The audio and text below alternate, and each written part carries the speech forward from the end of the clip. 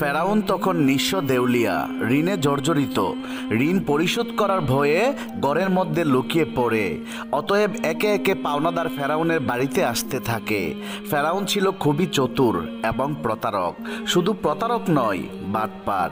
তাই সে ঘরের মধ্যে থাকলেও ঘরের দরজাটা খোলা রাখত, যাতে করে পাওনাদার বুঝতে পারে বাড়িতে কেউ নেই। দিনের পর দিন এভাবেই পাওনাদার সেখানে আসে, কিন্তু ফেরাউনের দেখা না পেয়ে তারা ফিরে যায়। ফেরাউন একা একা ভাবতে থাকে, এভাবে আর কতদিন নিজেকে লুকিয়ে রাখবো? নিজেকে প্রতিষ্ঠা করতেই হবে। সেই সময় মিশর ছিল অর্থনৈতিক দিক থেকে বিশ্বের সেরা। অতঃপর ফেরাউন পাওনাধারের ভয়ে রাতের গভীর আধারে বলক থেকে মিশরের উদ্দেশ্যে লুকিয়ে রওনা হলেন। সারা রাত অনেক পথ অতিক্রম করার পর শেষ পর্যন্ত মিশরে পৌঁছালো।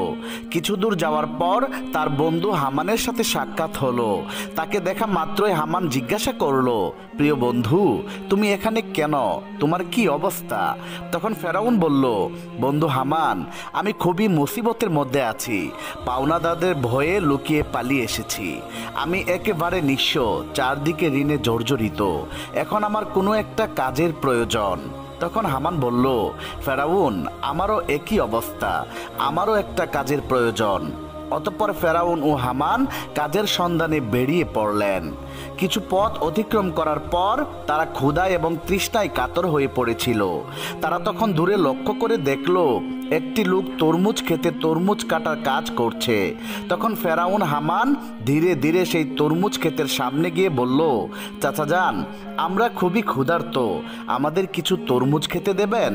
এই কথা শোনা মাত্র লোকটি তাদের তরমুজ খেতে দিল। তারা পেট ভরে তরমুজ খেয়ে তৃপ্তি পেল। তারপর ক্ষেতের মালিক তাদেরকে জিজ্ঞেস করলো, তোমাদের তো আগে কখনো দেখিনি, তোমরা কে আর কোথায় থেকে এসেছো? তখন ফেরাউন বলল, আমরা বিনদেশী বলক থেকে এসেছি কাজের জন্য। তরমুজ ক্ষেতের মালিক ভাবলো তারও কাজের লোক দরকার, তাই সে তাদেরকে বলল, তোমরা কি আমার ক্ষেতে কাজ করবে? হামান তখন বলল, অবশ্যই কাজ করব। তখন তরমুজ ক্ষেতের মালিক তাদেরকে বলল, আমার ক্ষেতে কাজ করতে হলে সৎভাবে কাজ করতে হবে, চুরি করা যাবে না। ফেরাউন ছিল প্রতারক, তাই সে চালাকি করে বলল, আমি জীবনে কখনো মিথ্যা বলিনি, আর চুরি তো দূরের কথা। এইভাবে বিভিন্ন চালাকি পন্থা অবলম্বন করে ফেরাউন ও তার বন্ধু হামান তরমুজ ক্ষেতের মালিকের মন জয় করে নিল। তারপর তারা কাজে নিযুক্ত হলো। পরের দিন থেকে ফেরাউন হামান তরমুজ নিয়ে বাজারে যায়। বাজার থেকে তরমুজগুলো বেশি দামে বিক্রি করে মালিকের কাছে বেশি লাভ দেখায়। এভাবে আরও বেশি করে মালিকের মন জয় করে নেয়। বেশ কিছুদিন অতিবাহিত হয়ে গেল। একদিন ফেরাউন ওই ক্ষেতের মালিককে বলল, চাচা যান, আপনি তরমুজগুলো পিস হিসাবে আমাকে বিক্রি করেন, তাহলে আপনার আরও বেশি লাভ হবে। ক্ষেতের মালিক তার কথায় রাজি হয়ে গেল। অতঃপর পরের দিন থেকে ফেরাউন তরমুজগুলো আবারও বাজারে বিক্রি করতে নিয়ে গেল। ফেরাউন তরমুজগুলো পিস হিসাবে কিনে বাজারে এসে তরমুজগুলোকে টুকরো টুকরো করে চড়া দামে বিক্রি করত। এভাবেই চালাকি করে অনেক টাকা উপার্জন করলো সে। একদিন রাতে ফেরাউন তার বন্ধু হামানকে বলল, এভাবে যদি আমরা শুধু তরমুজ বিক্রি করি তাহলে জীবনে কিছুই করতে পারবো না, আমাদের অন্য কিছু করতে হবে। সেই সময় ঘটে যায় এক চমৎকার ঘটনা। মিশরের বাদশাহ তার সেনাবাহিনীর দ্বারা দেশের মধ্যে একটি বিজ্ঞপ্তি জারি করে। সেনাবাহিনীরা বিভিন্ন জায়গায় গিয়ে বলে, এত দ্বারা জানানো যাইতেছে যে মিশরের কবরস্থানে একটি দারোয়ান প্রয়োজন। যদি কোনো ব্যক্তি এই চাকরি করতে ইচ্ছুক হও তাহলে সে যেন অতি সত্বর মিশরের বাদশার দরবারে যোগাযোগ করে। এই কথা বলে সেনাবাহিনীরা সেখান থেকে চলে গেল। এই সমস্ত কথা প্রত্যক্ষ পরোক্ষভাবে গ্রহণ করার পর ফেরাউন তার বন্ধুকে বলল, হামান, চলো আমরা রাজ দরবারে যাই। হামান বলল, আমার মনে হয় এটা সম্ভব হবে না। তখন ফেরাউন বলল, এই কাজ হাতছাড়া করা যাবে না, চলো আমরা একবার চেষ্টা করি। অতঃপর ফেরাউন হামান দেরি না করে সাথে সাথে মিশরের রাজ দরবারে হাজির হলো। মিশরের বাদশাহ তখন তাদেরকে জিজ্ঞেস করলো, তোমরা কে আর কি চাও? তখন ফেরাউন করজোরে অনুরোধ করে বলল, আমি মুসাফির, বিনদেশ থেকে এসেছি। আমি খুবই অভাবের মধ্যে আছি। আমি শুনেছি আপনি কবরস্থানের দারোয়ান নিযুক্ত করবেন, তাই দয়া করে আমাকে যদি এই চাকরিটা দিতেন আপনার কাছে চিরকৃতজ্ঞ থাকতাম। মিশরের বাদশাহ ফেরাউনকে দেখে মনে মনে ভাবল, তারও তো শরীর স্বাস্থ্য ভালো, চেহারাও ভালো, মনে হয় সে পারবে। এই ভেবে ফেরাউনকে কবরস্থানের দারোয়ানের চাকরিতে নিযুক্ত করলো। পরের দিন থেকে ফেরাউন মিশরের কবরস্থানের দারোয়ানের চাকরিতে নিযুক্ত হলো। দিনরাত ফেরাউন কবরস্থানের সামনে দাঁড়িয়ে থাকে, আর পাশেই একটি ছোট্ট ঘরে তার বন্ধু হামান ও ফেরাউন একসাথে বসবাস করে। একদিন রাতে কয়েকজন লোক একটি মৃত লাশের দাফন করতে আসলো, কিন্তু ফেরাউন তাদেরকে বাধা দিল, কবরস্থানে ঢুকতে দিল না। তখন তারা বলল, কি ব্যাপার, আপনি লাশ দাফন করতে বাধা দিচ্ছেন কেন? আসলে ফেরাউন ছিল প্রতারক এবং বাটপার, তাই সে চালাকি করে বলল, আপনারা কি শুনেননি, মিশরের বাদশাহ নতুন আইন করেছে, মৃত লাশ দাফন করতে হলে 1 স্বর্ণ মুদ্রা দিতে হবে। এই লোকগুলো ফেরাউনের কথা বিশ্বাস করে নেয় এবং তাকে 1 স্বর্ণ মুদ্রা দিয়ে লাশ দাফন করে। এভাবেই প্রচার হয়ে যায় যে একটি লাশ দাফন করতে হলে 1 স্বর্ণ মুদ্রা দিতে হবে। এভাবেই ফেরাউন প্রতারণা করে অনেক টাকা উপার্জন করতে থাকে। সেই সময়ে ঘটে যায় আজব ঘটনা। মিশরের সেই সময় আল্লাহর গজব শুরু হয়। চারদিকে কলেরা বসন্ত রোগে প্রচুর মানুষ মারা যেতে থাকে। অতঃপর কিছু লোক মৃত লাশের দাফন করার জন্য কবরস্থানে আসলো। তখন ফেরাউন আরও চালাকি করে বলল, মিশরের বাদশাহ নতুন আইন করেছে, যদি কোনো ব্যক্তি কলেরা বসন্ত থেকে মারা যায় তাহলে 2 স্বর্ণ মুদ্রা পরিশোধ করে তবেই তাকে এই কবরস্থানে দাফন করতে পারবে। লোকেরা অবশেষে তাতেই রাজি হলো। ফেরাউন প্রতারণা করে এইভাবেই সবার কাছ থেকে স্বর্ণ মুদ্রা নিয়ে অনেক টাকা উপার্জন করলো। এভাবেই সে বছর অতিবাহিত হয়ে গেল। এরপর ফেরাউন তার বন্ধুকে বলল, আমরা তো এইরকম 2 বস্তা স্বর্ণ মুদ্রা উপার্জন করেছি, কিন্তু এগুলো আমরা মিশরের বাদশার নিকট নিয়ে যাব। এই কথা শুনে হামান যেন চমকে গেল। সে বলল, ফেরাউন, তোমার কি মাথা খারাপ হয়ে গিয়েছে? যে টাকার জন্য এত কষ্ট করলে, সবার থেকে প্রতারণা করলে, আর শেষ পর্যন্ত কিনা সেই টাকাগুলো বাদশাকে দিয়ে দেবে? ফেরাউন তখন বলল, হামান, ধৈর্য ধরো, দেখতে থাকো আমার বুদ্ধির খেলা। অতঃপর পরের দিন ফেরাউন হামান 2 বস্তা স্বর্ণ মুদ্রা নিয়ে মিশরের বাদশার দরবারে হাজির হলো। মিশরের বাদশাহ তাদেরকে জিজ্ঞেস করলো, কি ব্যাপার, তুমি বস্তা নিয়ে রাজদরবারে এসেছো কেন? তখন ফেরাউন বলল, জাহাপনা, আমি 2 বস্তা স্বর্ণ মুদ্রা নিয়ে এসেছি। এই কথা শুনে বাদশার মন্ত্রী তাদেরকে ধমক দিয়ে বলল, তোমার সাহস দেখে আমি আশ্চর্য হয়ে যাচ্ছি। তুমি কিনা মিশরের বাদশার সামনে দাঁড়িয়ে টাকার বড়াই দেখাচ্ছ? তখন মিশরের বাদশা বলল, এত স্বর্ণ মুদ্রা তুমি কোথায় পেলে, আর এটা নিয়ে এসেছো কেন? তখন ফেরাউন বলল, জাহাপনা, যারা মৃত লাশ দাফন করতে আসতো তাদের কাছ থেকে আমি 1 স্বর্ণ মুদ্রা নিতাম। তাছাড়া এতে আমার বেতনের টাকাও আছে। আমার মূল উদ্দেশ্য হলো মিশরে গত 2 বছরে যে সকল গরিব মানুষ খাজনা দিতে পারেনি তাদের পক্ষ থেকে আমি স্বর্ণের মুদ্রাগুলি আপনাকে দিলাম, আপনি তাদের খাজনা মওকুফ করে দিন। ফেরাউনের এমন কথা শুনে সেখানে থাকা সমস্ত লোকেরা আশ্চর্য হয়ে গেল। মিশরের বাদশা তার এই কর্মকাণ্ড দেখে আকর্ষিত হলো এবং তার প্রতি বিশেষ দৃষ্টি আকর্ষণ করলো। পরের দিন থেকে সারা মিশরে প্রচার হয়ে গেল যে একজন কবরস্থানের দারোয়ান মিশরের গরিব মানুষের 2 বছরের খাজনা মিটিয়ে দিয়েছে।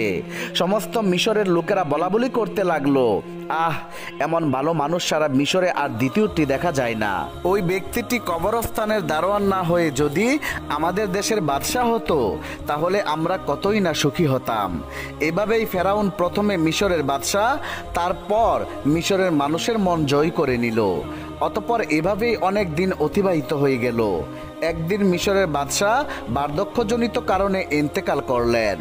তখন চারদিকে সবাই চিন্তিত হয়ে পড়ল, কে হবে দ্বিতীয় রামেসিস, মিশরের বাদশাহ।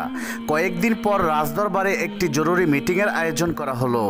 সেখানে থাকা বিশিষ্ট জ্ঞানী ব্যক্তিদের মধ্য থেকে একজন বলল, এইভাবে তো আর মিশরের বাদশার আসন খালি রাখা যাবে না। কে হবে মিশরের বাদশাহ, আপনারা সবাই আলোচনা করে বলুন। তখন সেখানে থাকা একজন বলল, হুজুর, আমাদের মনে হয় যে ছেলেটি কবরস্থানের দারোয়ান আছে অর্থাৎ ফেরাউন, তার যে যেমন স্বাস্থ্য তেমন প্রকার বুদ্ধি, তাছাড়া সে তো খুবই ভালো মানুষ, জনগণের কল্যাণে সর্বদাই কাজ করবে। আমাদের মনে হয় তাকে বাদশা করা উচিত। তখন সে বিশিষ্ট জ্ঞানী ব্যক্তি বলল, ঠিক আছে, তবে তাই হোক। অতঃপর সবার অনুমতিতে ফেরাউন মিশরের বাদশা হয়ে গেল। যে লোকটি একদিন তরমুজ বিক্রি করত, কবরস্থানের দারোয়ান ছিল, আজকে ভাগ্য পরিবর্তন হয়ে সে সমগ্র মিশরের বাদশা হয়ে গেল। আসলে এই ফেরাউন যে কত নিকৃষ্ট মানুষ ছিল তা কারো জানা ছিল না। এদিকে ফেরাউন মিশরের বাদশা হবার পরে আবারও বিভিন্ন চালাকি ও প্রতারণা করে তার বন্ধু হামানকে মন্ত্রী বানিয়ে দেয়। একদিন ফেরাউন রাজদরবারে বসে হঠাৎ করে ঘোষণা করলেন, সমগ্র মিশরে গত 1 বছরে কোনো মানুষের খাজনা দিতে হবে না, এই সমস্ত খাজনা ফেরাউনের তরফ থেকে মাফ করা হবে। এই খবর পেয়ে সমগ্র বিশ্বের সাধারণ গরিব মানুষ ভীষণ খুশি হলো। অতঃপর এক সময় ফেরাউন হামান ছাড়া যখন কেউ ছিল না, তখন হামান বলল, বন্ধু ফেরাউন, এভাবে যদি সমস্ত খাজনা মাফ করে দাও তাহলে বাদশাহী চলবে কিভাবে? ফেরাউন তখন বলল, হামান ধৈর্য ধরো, এরপর আমি এমন বুদ্ধি করব যে সারা জীবন আমরাই হব পুরা মিশরের বাদশাহ। এমন কোনো শক্তি নেই যে আমাদেরকে হারাতে পারবে, তার জন্য বুদ্ধির প্রয়োজন। পরের দিন থেকে সারা মিশরে ফেরাউনের নাম আলোচিত হতে লাগলো।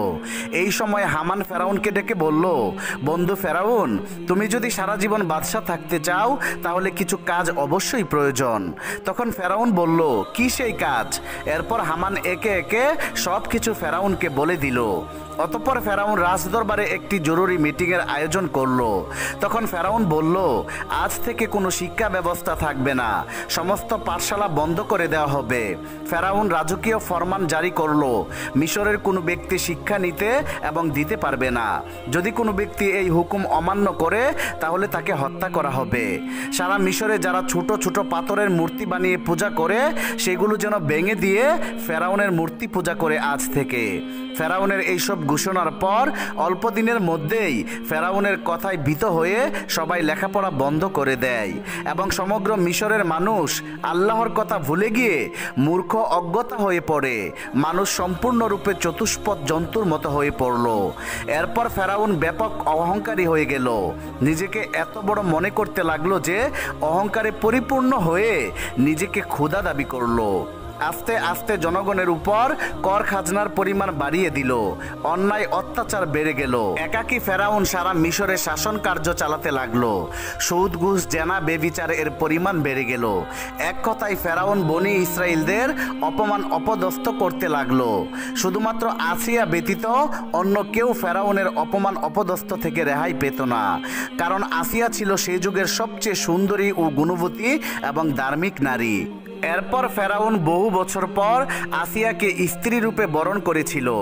একদিন আসিয়া তার নিজ কক্ষে বসে মনে মনে ভাবতে লাগলো, যেভাবে স্বামী ফেরাউন দেশের জনগণকে অন্যায়ভাবে অত্যাচার করছে, নিজেকে খোদা বলে দাবি করছে, তাতে নিজে তো আল্লাহর গজবে পতিত হবেই, সাথে দেশের সমস্ত মানুষকেও ধ্বংস করবে।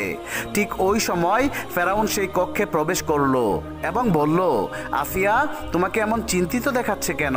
তখন আসিয়া বলল, প্রিয় স্বামী, আপনি নিশ্চয় জানেন যে এই পৃথিবী, চন্দ্র, সূর্য, আসমান, জমিন সব কিছু সেই মহান আল্লাহ তাআলা সৃষ্টি করেছেন। সুতরাং মানুষ যতই ক্ষমতা লাভ করুক না কেন, মানুষ একটি ছোট্ট জীবকেও সৃষ্টি করার ক্ষমতা রাখে না। মানুষ মরণশীল, একদিন সবাইকে পৃথিবী ছেড়ে চলে যেতে হবে। তাই আপনি নিজেকে ক্ষুধা দাবি বন্ধ করুন এবং আল্লাহর পথে ফিরে আসুন। এই কথা শোনা মাত্রই ফেরাউন খুবই রাগান্বিত হয়ে ধমক দিয়ে আসিয়াকে বলল, আসিয়া, এই কথা যদি অন্য কেউ বলতো তাহলে তাকে আমি এক্ষুনি শেষ করে দিতাম। শোনো আসিয়া, সবাই যেমন আমাকে খোদা মেনে নিয়েছে, তুমিও আমাকে খোদা বলে মেনে নাও, নয়তো তোমার অবস্থা খুবই খারাপ হবে। এই কথা বলে ফেরাউন সেখান থেকে চলে গেল। এদিকে আসিয়া খুব চিন্তিত হয়ে পড়লেন। এই পরিস্থিতিতে তার কিছুই করার ছিল না। তার দুচোখ দিয়ে শুধু অশ্রু ঝরতে লাগলো। এভাবেই বহুদিন অতিবাহিত হয়ে গেল। অতঃপর ফেরাউন একদিন তার নিজ কক্ষে শায়িত ছিলেন। গভীর রজনীতে তিনি স্বপ্ন দেখলেন, একটি বিশাল বড় আগুনের গোলা ইসরায়েলের দিক থেকে এসে সারা মিশরকে জ্বালিয়ে পুড়িয়ে ছাই করে দিচ্ছে, অথচ বনি ইসরায়েলদের কিছুই হয়নি। এই স্বপ্ন দেখে ফেরাউন তাড়াতাড়ি জেগে গেল। ফেরাউন দেরি না করে পরের দিন দেশের বিভিন্ন প্রান্তে থাকা বড় বড় জ্যোতিষীদের রাজ দরবারে ডাকলেন এবং নিজের স্বপ্নের কথা বললেন।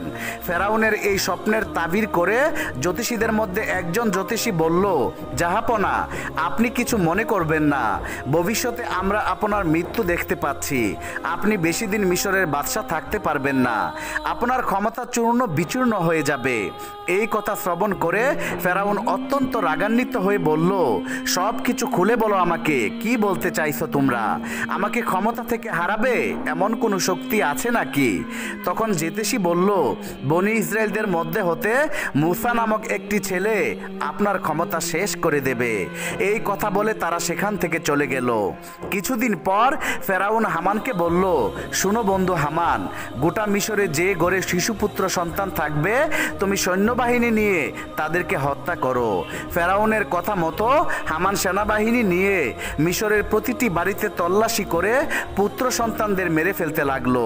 তাফসীরকারকদের মতে এভাবেই যখন প্রায় ৮০,০০০ পুত্র সন্তান হত্যা করা শেষ হলো, তখন ফেরাউন মিশরের সবচেয়ে বড় বড় জ্যোতিষীদের গণনার জন্য ডেকে আনলেন। অতঃপর জ্যোতিষীরা তখন বলল, জাহাপনা, আমরা গণনা করে দেখতে পাচ্ছি আপনি যতগুলো পুত্র সন্তান হত্যা করেছেন তার মধ্যে মুসা নামক সেই ছেলেটি নেই।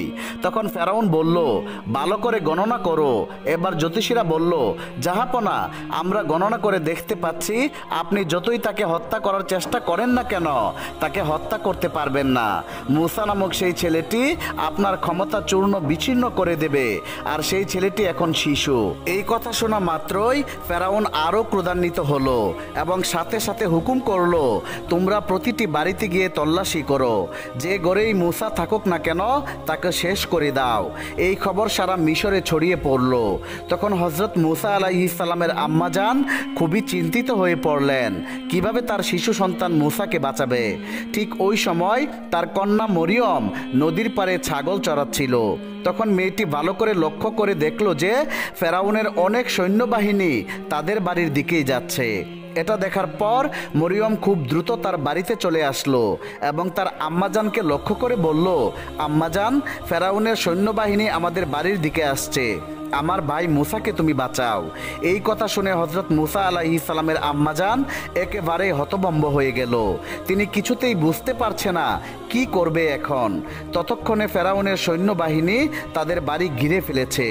এমন সময় আল্লাহ রাব্বুল আলামিন এক গায়েবী আওয়াজের মাধ্যমে বললেন, হে মুসার আম্মাজান, তুমি দেরি করো না, তোমার পুত্র মুসাকে জ্বলন্ত চুলায় রেখে দিয়ে আসো। হযরত মুসা আলাইহিস সালামের আম্মাজান আর দেরি না করে জ্বলন্ত চুলায় শিশু মুসা আলাইহিস সালামকে রেখে দিলেন। আর তখন হঠাৎ করে ফেরাউনের সৈন্যবাহিনী ঘরের মধ্যে প্রবেশ করে বলল, আমরা খবর পেয়েছি তোমার ঘরের মধ্যে মুসা নামক পুত্র সন্তান আছে, তুমি তাকে তাড়াতাড়ি আমাদের কাছে দিয়ে দাও। তখন আম্মাজান বলল, এই দেখুন, আমার তো কন্যা সন্তান, যদি আমার ঘরে মুসা নামক পুত্র সন্তান থাকে তাহলে তোমরা খুঁজে বের করো। তারপর ফেরাউনের সৈন্যবাহিনী ঘরের এদিক ওদিক তন্ন তন্ন করে খুঁজতে লাগলো, কিন্তু কোথাও পেল না। অবশেষে তারা সবাই সেখান থেকে চলে গেল। এরপর হযরত মুসা আলাইহিস সালামের আম্মাজান কাঁদতে কাঁদতে ওই জ্বলন্ত চুলার কাছে গিয়ে দেখলো হযরত মুসা আলাইহিস সালাম বেঁচে আছে এবং ওই জ্বলন্ত আগুনের মধ্যেই খেলা করছে। আল্লাহর কুদরতে হযরত মুসা আলাইহিস সালামের একটি পশমও আগুনে পুড়ে নাই।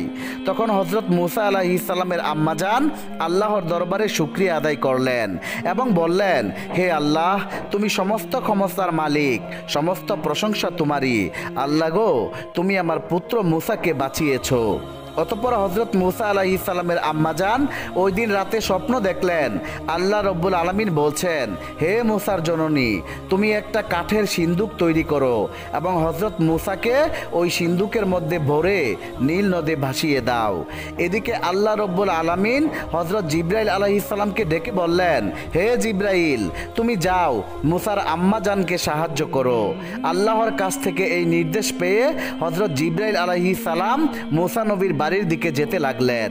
সকালবেলা হজরত মুসা আলাইহিস সালামের আম্মাজান নিজের ঘরের সামনে খুবই চিন্তিত অবস্থায় ছিলেন। এমন সময় দেখলেন একজন দরবেশ তার বাড়িতে এসে হাজির হলেন। তখন মুসা নবীর আম্মাজান বললেন, আপনি কে?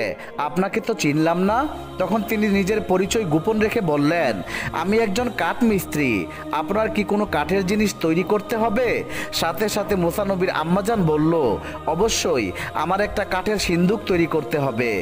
এইভাবেই আল্লাহ তাআলা সেদিন জিবরাইল আলাইহিস সালামের মাধ্যমে মুসা আলাইহিস সালামের আম্মাজানকে সাহায্য করেছিল। অতঃপর মুসা আলাইহিস সালামকে তার আম্মাজান নীল নদে ভাসিয়ে দিলেন। আল্লাহর কি কুদরত! নীল নদীর স্রোত যেদিকে যায়, হজরত মুসা আলাইহিস সালামকে বহনকারী কাঠের সিন্দুক স্রোতের উল্টো দিকে যায়। এইভাবে ভাসতে ভাসতে হজরত মুসা আলাইহিস সালামের সিন্দুক ফেরাউনের রাজ দরবারের কাছে গিয়ে পৌঁছালো। সেখানে উপস্থিত ছিল ফেরাউন এবং তার স্ত্রী আসিয়া এবং দাস দাসী। সিন্দুকটি দেখা মাত্র বিবি আসিয়া এগিয়ে এলো এবং সিন্দুকটি খুলে দেখলো একটি ফুটফুটে সুন্দর কচি শিশু তার ললাটে নূরের আলো চমকাচ্ছে। এত সুন্দর শিশু মা আসিয়া জীবনে কখনোই দেখেনি।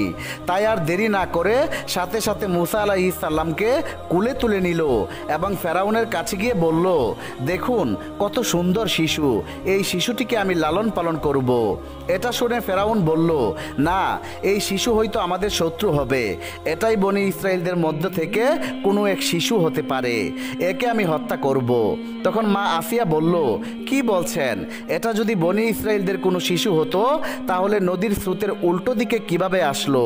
এটা তো ওই দিকে যাওয়ার কথা ছিল। এই যুক্তি শুনে ফেরাউন আর কিছু বলল না, শুধু বলল, ঠিক আছে, তুমি এই শিশুকে লালন পালন করতে পারো। অতঃপর মা আসিয়া হজরত মুসা আলাইহিস সালামকে নিয়ে রাজ দরবারে প্রবেশ করলেন।